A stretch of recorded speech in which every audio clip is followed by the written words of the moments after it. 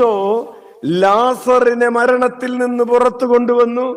നായിൻ പട്ടണത്തിലെ വിധവയുടെ മകനെ ഈശോ തൊട്ട് സുഖപ്പെടുത്തി.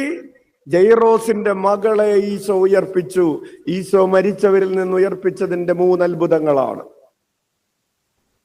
പഴയ നിയമത്തിലും മരണത്തിൽ നിന്ന് ഉയർത്തെഴുന്നേറ്റതിന്റെ 3 അത്ഭുതങ്ങളുണ്ട്. പുതിയ നിയമത്തിൽ ഈശോ ചെയ്യുന്ന 3 അത്ഭുതങ്ങൾ. 3 പേരെ ഈശോ ഉയർപ്പിക്കുന്നു. Hallelujah, hallelujah, hallelujah.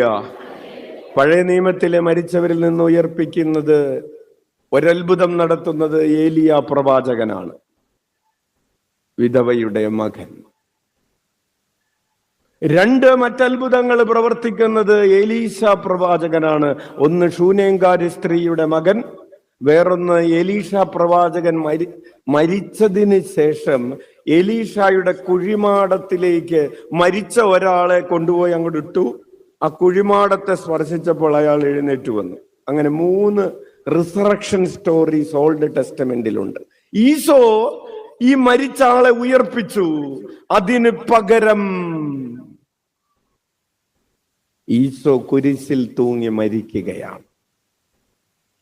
അപ്പൊ അച്ഛൻ പറഞ്ഞു വരുന്നത്, പാപം ക്ഷമിച്ചിരിക്കുന്നു എന്ന് പറയുന്നത് വളരെ പ്രധാനപ്പെട്ട പ്രയാസമുള്ള കാര്യമാണ്.